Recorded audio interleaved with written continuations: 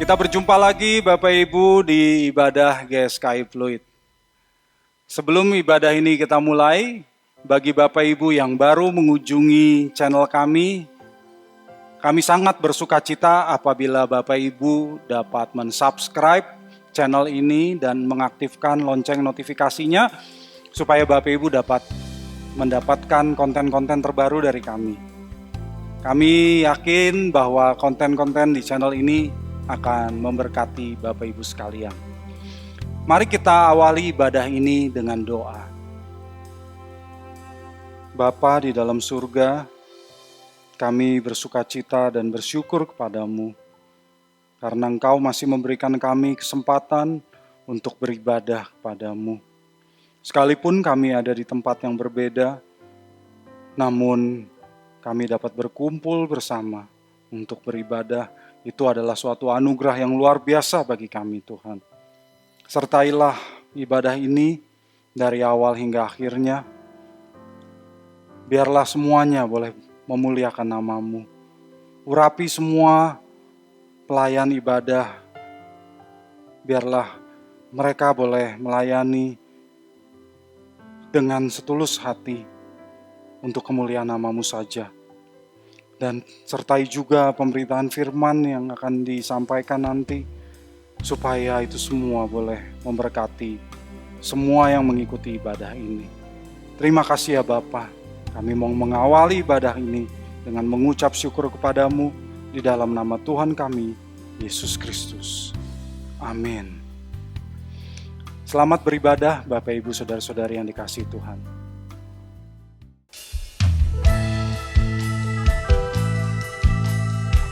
Mari bergirang merayakan harinya Tuhan. Dengan sukacita nyanyikan pujian di hadapannya.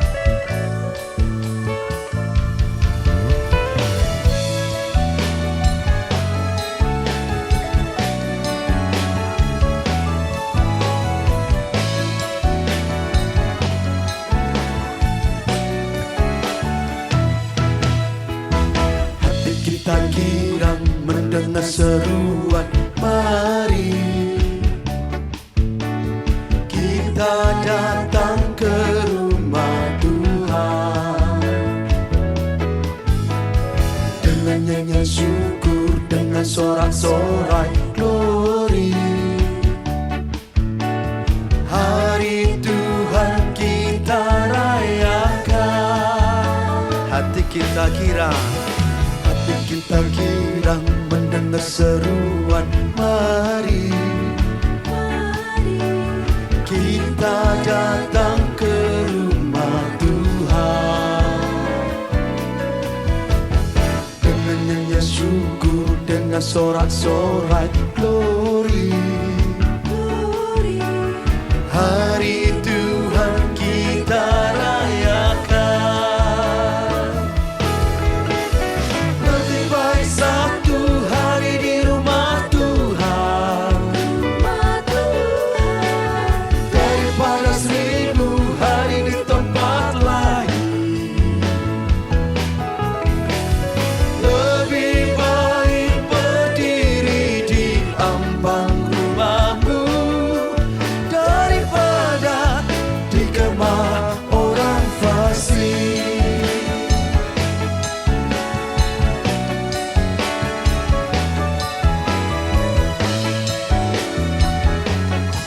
Hati kita girang mendengar seruan.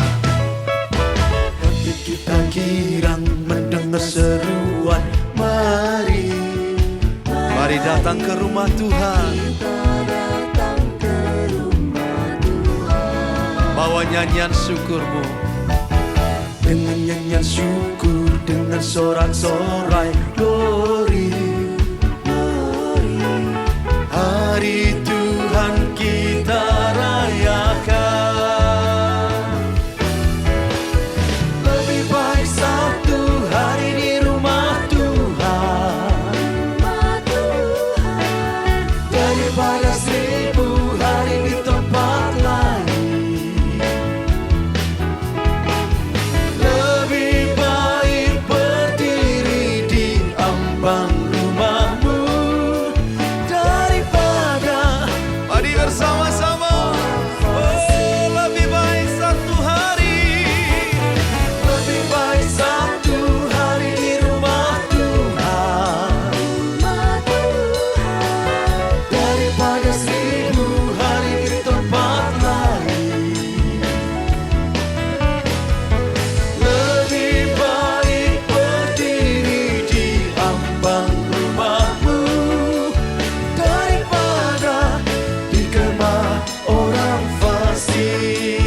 daripada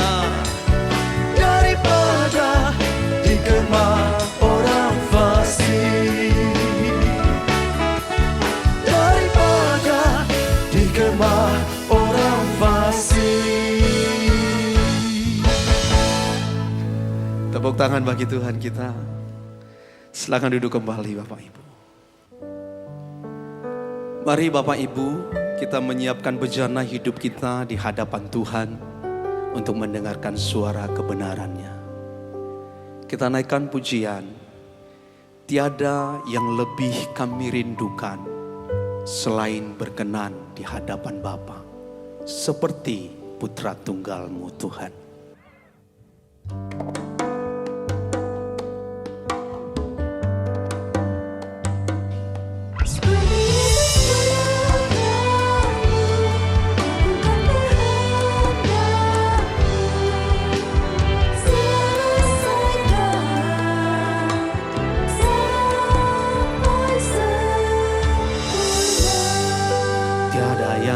Lebih ku butuhkan, tiada yang lebih ku rindukan selain diriku berkenan di hadapan-Mu Bapa. Seperti Yesus, Putra Tunggal-Mu, yang selalu berkenan padamu,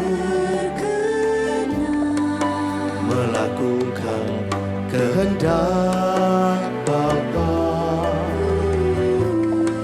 setia sampai sempurna. Beriku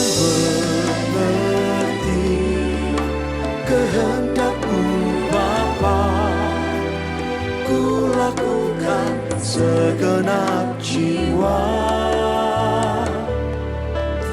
Temukan tempatku dalam pekerjaan-Mu, selesaikan sampai akhirnya.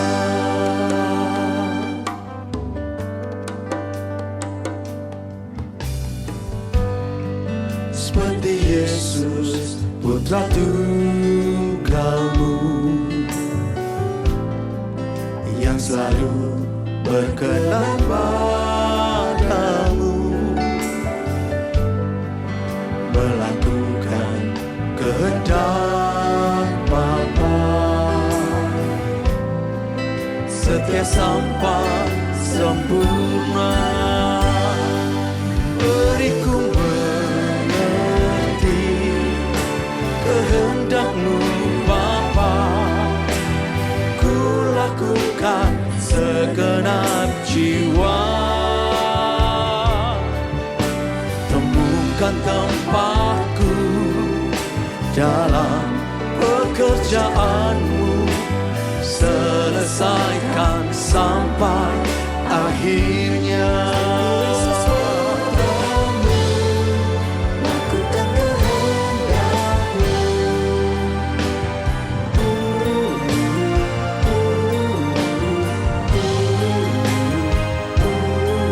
Mari angkat hati bersama-sama. Katakan, beriku mengerti. Mengerti kehendak-Mu Bapa, ku lakukan segenap jiwa. Temukan tempatku dalam pekerjaan-Mu, selesaikan sampai akhirnya. Temukan tempatku dalam pekerjaan-Mu, selesaikan sampai akhirnya.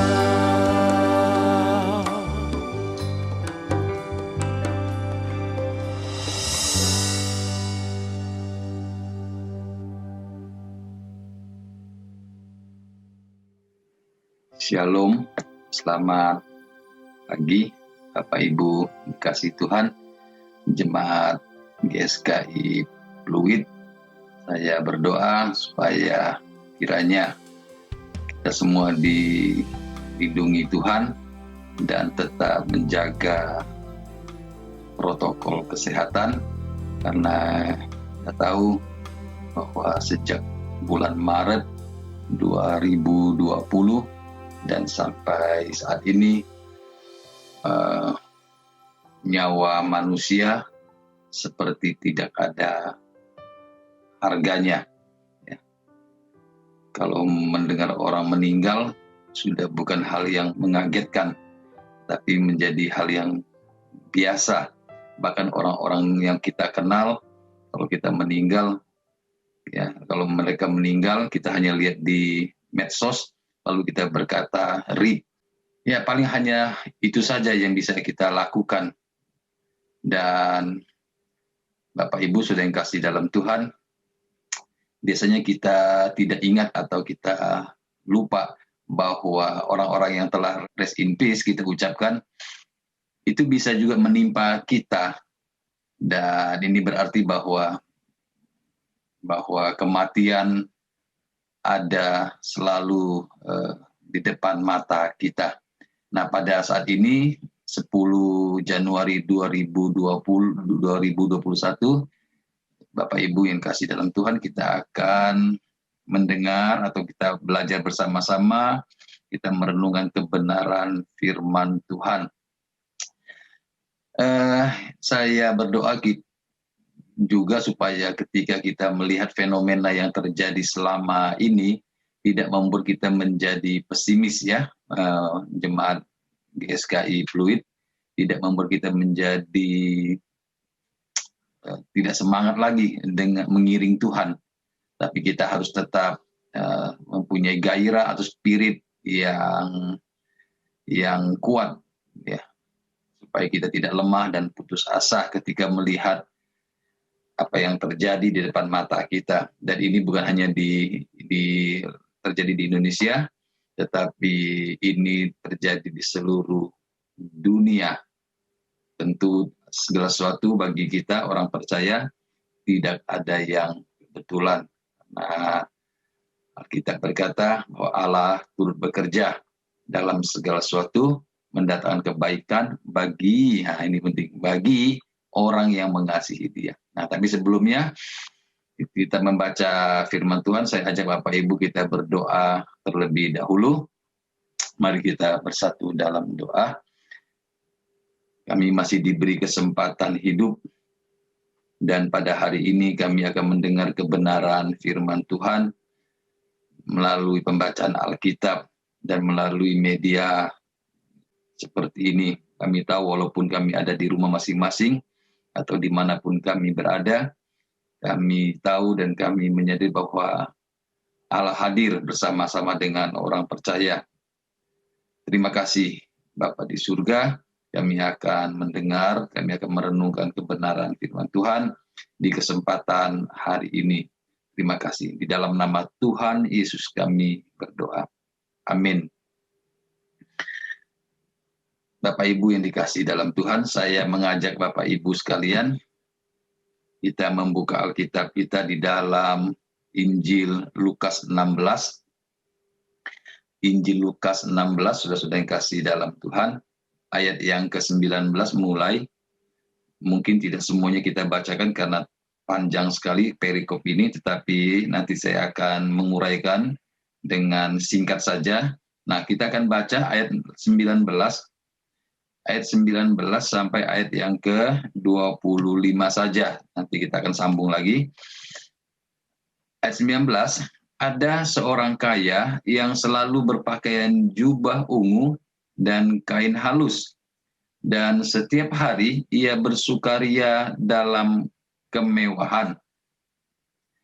Ayat 20, Bapak Ibu saudara sekalian, dan ada seorang pengemis bernama Lazarus, badannya penuh dengan borok, berbaring dekat pintu rumah orang kaya itu, dan ingin menghilangkan laparnya, dengan apa yang jatuh dari meja orang kaya itu.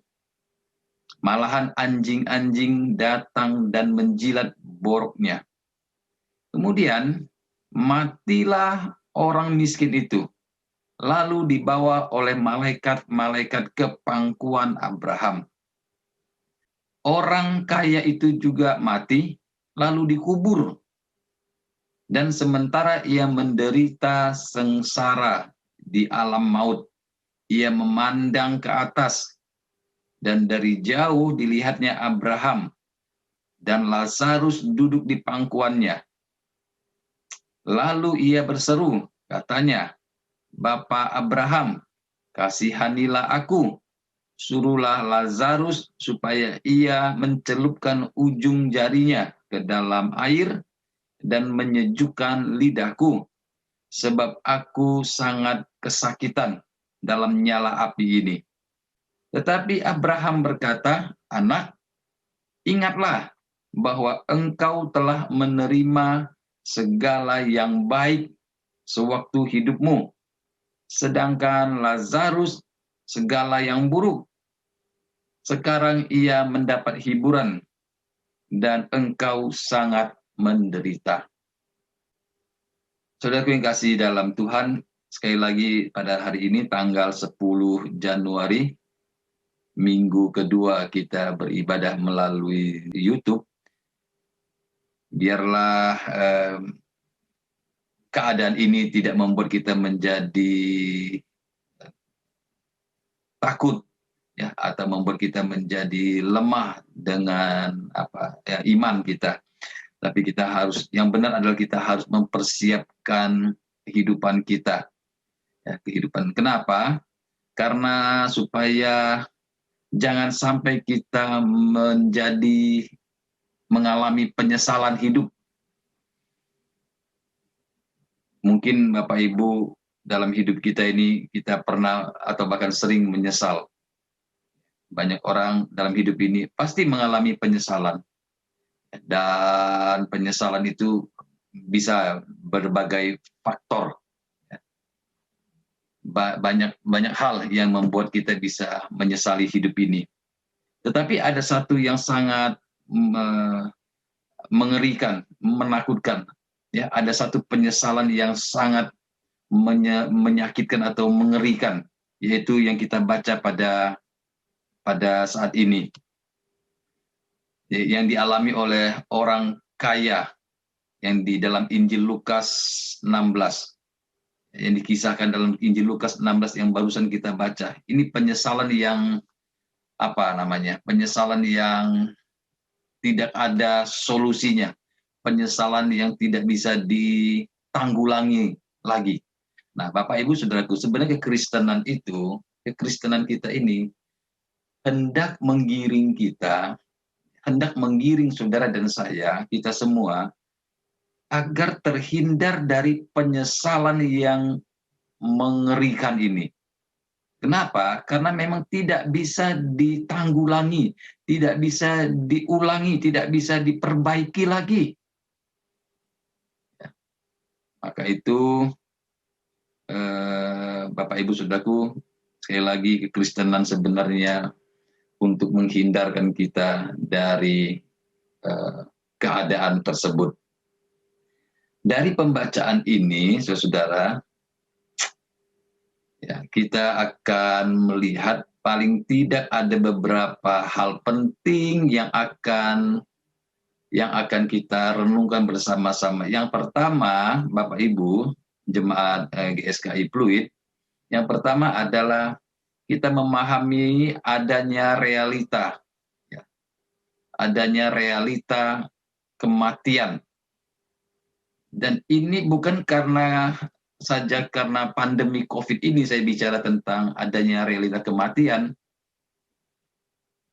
Sebelum pandemi COVID pun sudah memang ada realita kematian itu. Ya. Manusia hidup dalam hidup di dunia ini dinantikan oleh yang namanya kematian. Sebelum kematian, manusia mengalami selama hidup di dunia ini mengalami banyak hal, ya, termasuk penderitaan baik fisik maupun batin. Penderitaan fisik maupun batin itu tidak bisa terhindar, saudaraku. Nah, inilah warna kehidupan. Belum lagi masalah penderitaan karena kekurangan finansial, masalah karakter, dan itu semua adalah warna kehidupan di mana kita belajar melihat fakta kehidupan yang sesungguhnya, bahwa hidup kita di dunia ini adalah hidup yang tragis. Tragis sekali, saudaraku. Kalau tidak mengerti kebenaran, kalau tidak mempersiapkan hidup dengan baik, tragis. Ya, hidup ada orang berkata, Pak, kami kan tidak minta dilahirkan. Saya tidak minta dilahirkan di dunia seperti ini, tapi saya terlahir, ya, terlahir dalam dunia ini. Mengapa Allah atau mengapa Tuhan mengizinkan penderitaan terjadi dalam hidup saya? Karena saya tidak minta dilahirkan. Nah, dengan demikian ada tendensius untuk menyalahkan Sang Pencipta, Bapak Ibu. Untuk menyalahkan, pertama menyalahkan Tuhan, kedua menyalahkan mempersalahkan keadaan, ya, mempersalahkan keadaan, situasi. Tapi yang paling parah dalam hati seseorang sebenarnya menyalahkan Sang Pencipta, menyalahkan Tuhan, karena berpikir aku tidak minta dilahirkan ke dalam dunia ini, tapi aku terlahir di dalam dunia yang sudah rusak, dunia yang sudah tenggelam, dunia yang sudah jauh dari Tuhan, atau dunia yang sudah berdosa ini. Nah, untuk itu, kalau sudah terlahir dalam dunia ini, maka apa yang terjadi dalam hidup saya pasti ada penyebabnya. Ya, penyebabnya adalah Tuhan. Karena Tuhan yang mengizinkan saya lahir ke dalam dunia ini. Nah, ini pemikiran-pemikiran inilah yang memicu banyak orang akhirnya menjadi ateis.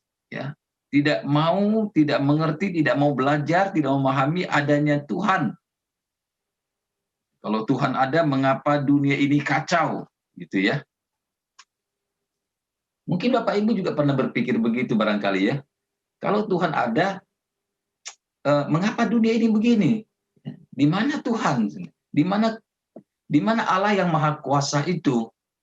Nah, itu sebabnya saudara yang dikasih dalam Tuhan, bersyukur ya Bapak Ibu, bersyukur sekali kalau kita ini boleh mengenal kebenaran yang Tuhan karuniakan kepada kita, khususnya melalui jemaat, melalui gereja GSKI Pluit ini. Satu hal saja saya ingin katakan, bahwa Bapak Ibu, kalau kita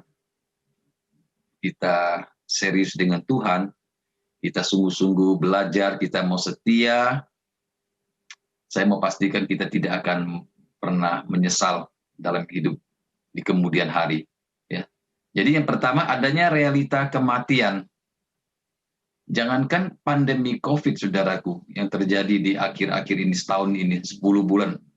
Sudah masuki Januari ini, berarti sudah 10 bulan ya. Sebentar lagi Februari dan Maret. Saya ingat betul awal mula terjadi dengar berita tentang COVID-19 ini, itu di bulan Maret 2020. Dan minggu pertama, kalau tidak salah, minggu kedua masih ada ibadah. Dan minggu ketiganya sudah di lockdown. Dan sampai hari ini sudah 11 bulan ya, 11 bulan berarti 2 bulan lagi setahun. Ya, nyawa manusia sepertinya tidak ada artinya. Bahkan saya sebulan yang lalu sempat melayani ibadah pemakaman di Pondok Ranggon, dan penggali kubur berkata sehari bisa 40 yang dikubur karena pandemi COVID. Desember kemarin, TPU Pondok Ranggon tidak menerima jenazah lagi yang terpapar COVID. Bayangkan saudaraku, sampai TPU tidak bisa menampung jenazah. Berarti ini kan mengerikan hidup ini. Nah, jadi sebelum pandemi ini pun saudaraku, Saya ingin katakan bahwa kematian itu ada di depan mata kita. Kita tidak tahu kapan waktunya. Kapan waktunya kita mengalami hal itu. Kalau kita mempelajari, kalau kita melihat di media sosial atau di gadget kita, ya, berita kematian itu hampir setiap hari. Bahkan kita sempat kaget kalau ada orang-orang yang kita kenal atau yang pernah dekat dengan kita lalu meninggal. Apa yang bisa kita lakukan? Paling kita hanya mengucapkan rest in peace. Betul tidak, saudaraku? RIP. Hanya itu yang bisa kita lakukan, dan sambil kita mempunyai perasa takut, gentar, iba, atau apapun juga. Artinya kita tidak bisa buat apa-apa, saudara-saudara. Nah, berarti kematian itu benar-benar hal yang ada di depan mata kita. Ya, adanya realita kematian. Dengan bertambahnya usia, dengan tadi saya sudah katakan bahwa hidup di dunia ini, ya, diwarnai dengan kesukaran, diwarnai dengan kesusahan, penderitaan, sakit penyakit, ya, penderitaan batin, penderitaan fisik, usia bertambah. Harusnya itu juga menjadi realita kematian sebenarnya. Apalagi rambut bertambah, berubah warna, mata 40 ke atas 50 buram, wajah mulai keriput, ya, tubuh mulai ada gangguan kesehatan. Nah, ini sebenarnya kan adanya realita kematian. Maka itu sudah yang kasih dalam Tuhan. Untuk hal ini saya memperhatikan apa yang dikatakan oleh Rasul Paulus ribuan tahun yang silam, ya, pada sekitar tahun 62 Paulus sudah menuliskan hal ini. Tentu diilhami oleh Roh Kudus, Roh Allah, sehingga Paulus bisa menjelaskan, dan sampai hari ini ternyata relevan apa yang dikatakan oleh Rasul Paulus dalam 2 Korintus 4. 2 Korintus 4 16. 2 Korintus 4 ayat 16 dan seterusnya. Sebab itu kami tidak tawar hati. Tetapi meskipun manusia lahiriah kami semakin merosot, namun manusia batinia kami dibaharui dari sehari ke sehari. Ayat 17 saya bacakan lagi. Sebab penderitaan ringan yang sekarang ini mengerjakan bagi kami kemuliaan kekal yang melebihi segala-galanya, jauh lebih besar daripada penderitaan kami. Nah, ayat 18 diakhiri dengan ayat 18, sebab kami tidak memperhatikan yang kelihatan, melainkan yang tak kelihatan. Karena yang kelihatan adalah sementara, sedangkan yang tak kelihatan adalah kekal. Ayat 17 itu luar biasa, saudaraku. Sebab penderitaan ringan sekarang ini. Paulus berkata, ini ringan. Penderitaan ini tidak ada artinya dibandingkan dengan kemuliaan yang akan kita terima. Padahal, saudaraku, Paulus belum pernah mengalami kemuliaan yang dia maksudkan itu, yaitu kehidupan akan datang. Tetapi dia telah menaruh hati, menaruh hidupnya untuk kehidupan akan datang. Mengapa demikian? Karena beliau melihat adanya realita kematian di depan mata, adanya penderitaan. Maka itu dia berkata, sebab penderitaan, tapi dia bilang tidak berat, penderitaan ringan yang sekarang ini. Bagi Paulus hidup ini penderitaannya biasa saja. Ya, tadi saya sudah katakan, ada penyesalan-penyesalan hidup itu biasa saja. Sebab penderitaan ringan yang sekarang ini mengerjakan bagi kami kemuliaan kekal. Tidak pesimis, walaupun hidup ini yang dialami, khususnya Paulus mengalami hidup yang dia jalani, wah, luar biasa, saudaraku. Sampai mempertaruhkan nyawa. Ya. Apa yang dia perjuangkan? Berita Injil. Apa yang dia perjuangkan, saudaraku? Seperti Tuhan Yesus memberitakan Injil, memberitakan kabar baik, agar orang-orang yang mendengar mempersiapkan diri, saudaraku. mempersiapkan diri. Itu yang membuat Rasul Paulus begitu rupa dalam sisa umur hidupnya, dia berjuang dan dia memberitakan Injil kemanapun dia berada. Bahkan dalam penjara pun dia tetap memberitakan kesempatan, dia memberitakan kebenaran itu. Kenapa? Karena ada realita kematian. Saya ulangi saudaraku, ayat 17, sebab penderitaan ringan yang sekarang ini. Paulus tidak berkata ini berat, tapi dia berkata ini ringan. Mengerjakan bagi kami kemuliaan kekal. Tidak pesimis hidup ini. Walaupun banyak tantangan persoalan hidupnya, tetapi dia tetap pesimis. Jadi tetap tidak pesimis maksud saya. Dia berkata itu membuat dia di dalam terjemahannya berkata mengerjakan bagi kami kemuliaan kekal. Justru itu memacu kita untuk memandang kehidupan yang akan datang. Jadi yang pertama, Bapak Ibu Saudara yang kasih dalam Tuhan, kita harus memahami bahwa hidup ini adanya realita, dalam hidup ini adanya realita kematian. Artinya hidup ini bukan segala-galanya. Ya. Nah, dengan kita menyadari bahwa adanya realita kematian, maka Musa berkata apa? Ajarlah kami menghitung hari-hari kami sedemikian rupa. Lalu ayat-ayat berikutnya, ayat 12 dalam Mazmur 90 itu ya. Agar kami beroleh hati yang bijaksana, hati yang bijak. Artinya hati yang orang-orang yang boleh mempersiapkan kehidupan di kehidupan yang mendatang. Tadi dalam Injil Lukas, kita balik lagi dalam Injil Lukas 16, yang kita baca tadi, kisah tentang orang yang berpakaian jubah ungu, kain halus, dan pembandingnya adalah Lazarus yang miskin, ya, sangat miskin, bahkan anjing-anjing pun menjilat lukanya. Ayat ke-22 ya, Injil Lukas tadi, matilah orang miskin itu, lalu dibawa oleh malaikat-malaikat ke pangkuan Abraham. Karena orang miskin ya, tidak ada prosesi pemakaman barangkali ini ya, tidak ada yang menghantar, tapi langsung dikatakan dibawa oleh malaikat-malaikat ke pangkuan Abraham. Nah, kebalikan. Orang kaya itu juga mati. Ada keterangannya di sini, saudaraku. Ya, ada keterangannya. Lalu dikubur. Nah, ini kan ada prosesinya. Ya, ada yang menghantar.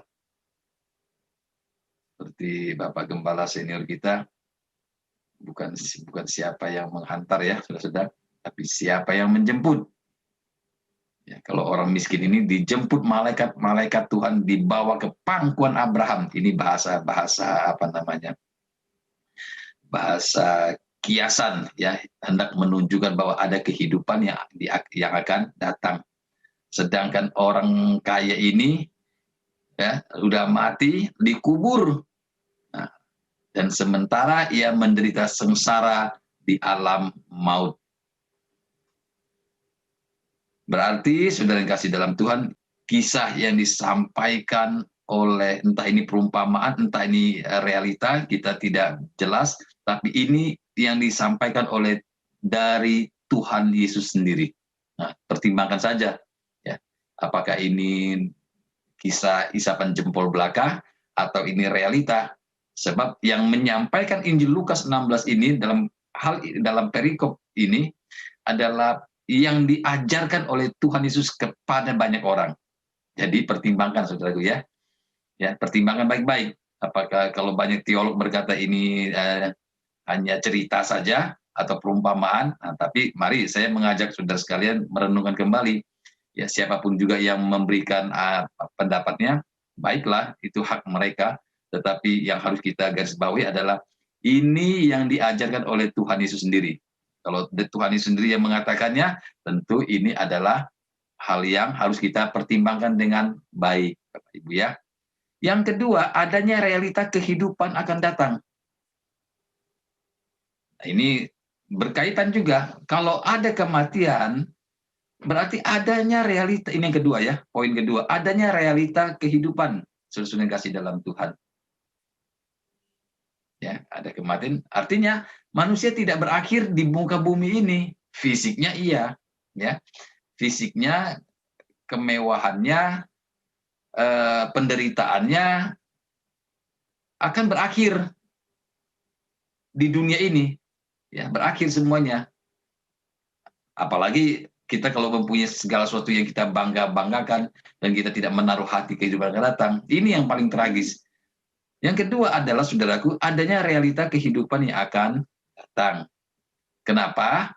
Karena manusia itu makhluk kekal. Begitu ya, saudaraku.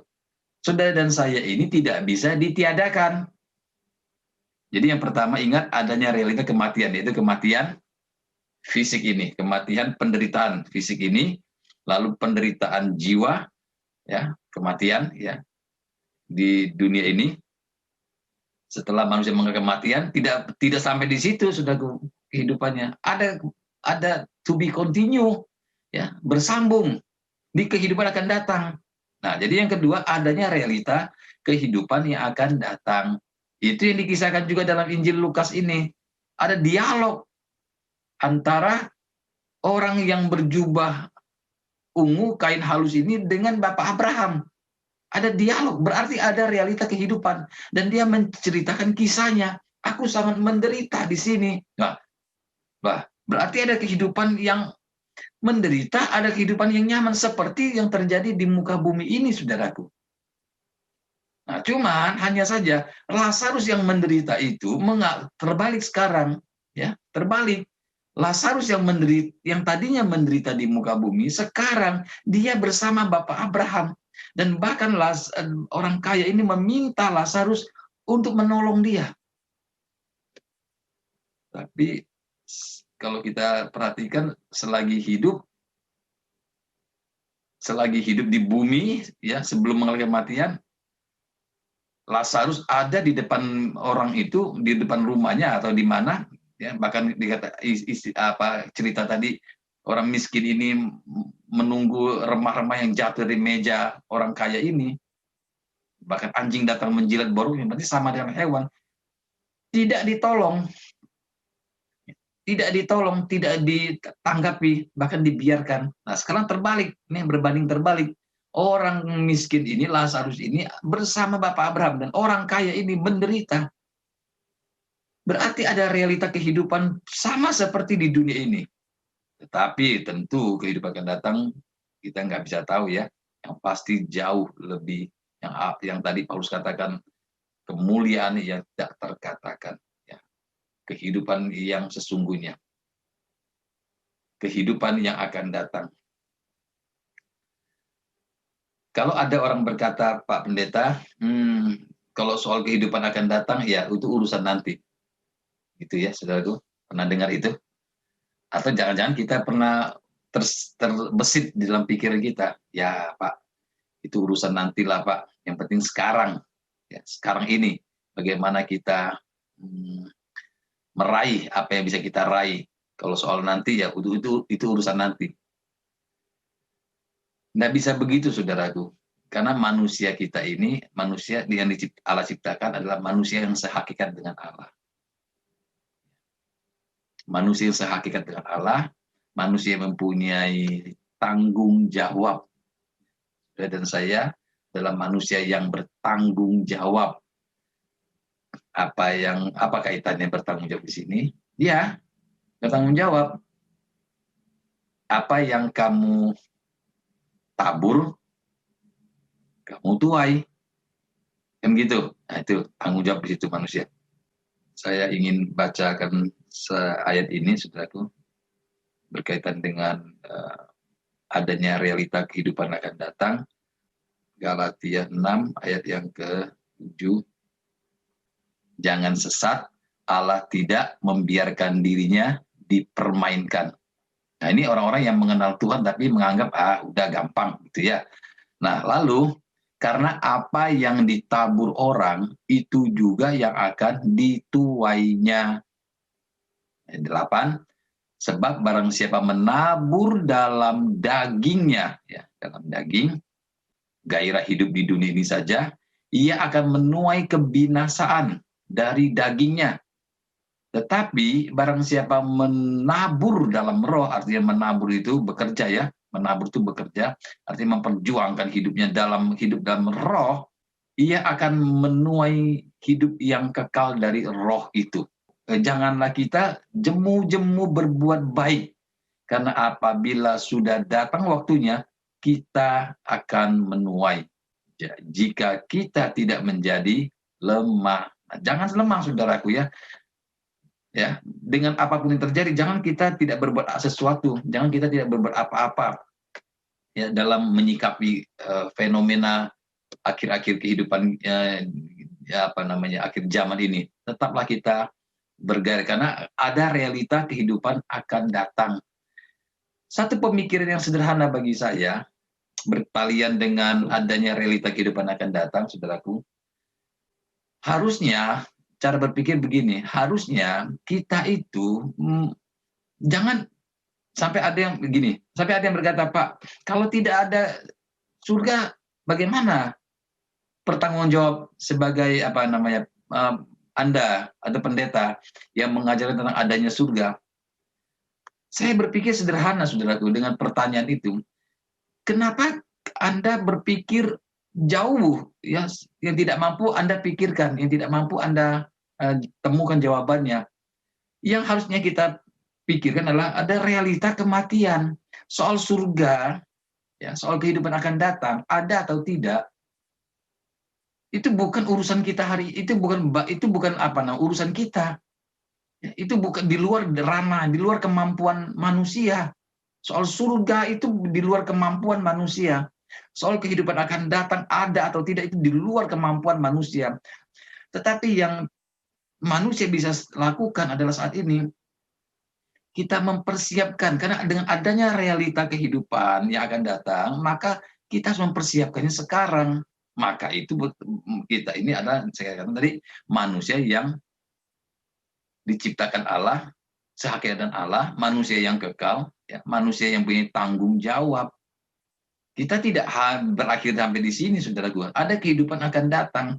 Kalaupun itu tidak ada, itu sudahlah, bukan bagian ranah kita untuk memikirkannya atau mencari solusinya. Tapi bagian kita adalah kita mempersiapkan diri kita. Soal ada atau tidak, ya itu urusannya Tuhan lah. Tapi tidak mungkin Tuhan Tuhan mengiming-iming sesuatu yang tidak ada, kan tidak mungkin logikanya. Jadi bagi saya gini, saudaraku, ada atau tidak itu bukan urusan kita. Urusan kita adalah, tanggung jawab kita adalah hari ini kita mempersiapkan diri. Jangan kita berkata, Pak, kalau tidak ada. Ya kalau ada bagaimana? Sebaliknya, kalau tidak ada ya sudah, kita akan mati. Kita akan dikubur atau dikremasi. Ya, seperti hari ini saya akan ke lokasi krematorium Cilincing, ya, karena ada salah satu staf kami di GSKI yang ibundanya telah pulang, ya, telah dipanggil Tuhan. Nah, Bapak Ibu sudah yang kasih dalam Tuhan. Jadi bagian kita adalah bagaimana kita menyikapi realita kematian itu dengan sikap bertanggung jawab. Karena apa yang kamu tabur, kamu tuai. Urusan adanya surga atau tidak, itu bukan bagian kita. Bukan urusan manusia. Itu urusan Sang Pencipta yang di luar kemampuan kita. Tetapi bagian kita adalah kita melihat fenomena kehidupan kita. Kita melihat fakta kehidupan. Kita mempersiapkan diri. Jadi kalau orang berkata, Pak, kalau tidak ada bagaimana? Kalau saya balik bertanya, kalau ada bagaimana? Apakah kamu bisa mengulangi lagi? Kan seperti kisah di Injil Lukas ini. Ya, orang yang berjubah ungu dan kain halus ini, bagaimana dia bisa mengulangi? Kan tidak bisa. Nah, alangkah baiknya kita berpikir, ya, membangun iman kita dengan logika yang maksimal. Saya ulangi ya, membangun iman kita dengan logika yang maksimal. Apa yang disampaikan oleh Injil Lukas ini bukan isapan jempol, Bapak Ibu. Ini Tuhan Yesus sendiri yang mengajarkannya. Tolong dipertimbangkan itu. Nah, oleh sebab itu jemaat GSKI, Bapak Ibu, orang-orang percaya dimanapun sudah berada, melalui siaran, melalui YouTube ini, ya, melalui GSKI Fluid ini, kita sama-sama tidak kebetulan Bapak Ibu mendengarkan khotbah ini pada saat ini. Mari kita mempersiapkan hidup kita, karena manusia adalah makhluk yang bertanggung jawab. tidak bisa menyalahkan Tuhan mengapa begini nasibku. Justru kehidupan kita di muka bumi adalah persiapan kita untuk kita menata hidup kita, supaya ketika waktunya tiba, tidak perlu kena pandemi COVID, apapun juga yang bisa menimpa kita, kita diterima ya, di pangkuan Abraham, bukan dalam penderitaan di alam maut. Kiranya Bapak Ibu Saudaraku, renungan pada saat ini ya kepada jemaat GSKI Pluit, kiranya Tuhan memberkati kita semuanya. Saya akhiri dengan doa. Mari kita berdoa. Kami telah mendengar kebenaran firman Tuhan supaya kami mempersiapkan diri kami agar kami tidak mengalami penyesalan yang tidak ada solusinya. Penyesalan yang sangat tragis. Jikalau kami dalam hidup ini kami masih banyak mengalami penderitaan, kekecewaan, penyesalan dengan berbagai hal yang menimpa kami, tidak membuat kami menjadi pesimis, tawar hati untuk kami mengasihi dan sungguh-sungguh mencari Tuhan. Tetapi biarlah seperti yang Rasul Paulus katakan, bahwa penderitaan ringan sekarang ini mengerjakan bagi kami kemuliaan kekal yang melebihi segala-galanya. Bapa di surga, berkati jemaat GSKI Pluit dimanapun anak-anakmu berada, dan berkati juga Bapak Pendeta Gembala GSKI Pluit, Max Elia Saputra. Tuhan memberkati keluarganya, memberkati istri dan anak-anaknya, memberkati pekerjaannya, dan memberkati pelayanannya untuk menuntun jemaat GSKI Pluit semakin hari semakin berkenan kepada Tuhan. Terima kasih Bapa di surga, di dalam nama Tuhan Yesus kami telah berdoa, kami mengucap syukur, haleluya, amin. Bapak Ibu yang dikasihi Tuhan, demikianlah firman Tuhan. Tinggallah sejenak sampai dengan doa berkat, dan kita akan mengikuti beberapa pengumuman dari GSKI Pluit. Bagi Bapak, Ibu, Saudara-saudari yang terpanggil untuk mendukung pelayanan GSKI Pluit dapat memberikan persembahan ke rekening BCA KCU Pluit dengan nomor 1686533388. Sekali lagi, 1686533388 atas nama GSKI Pluit. Saudara dapat juga menggunakan aplikasi BCA Mobile untuk men-scan QR Code yang tampil di layar. Bapak, Ibu, Saudara-saudari juga dapat memberikan persembahan melalui aplikasi-aplikasi yang menerima KRIS seperti GoPay, Dana, OVO, Oktomobile CMB Niaga, Permata Mobile X, dan sebagainya. Dengan aplikasi-aplikasi tersebut, saudara dapat men-scan QR Code yang tampil di layar. Terima kasih atas dukungan persembahan saudara. Tuhan Yesus memberkati.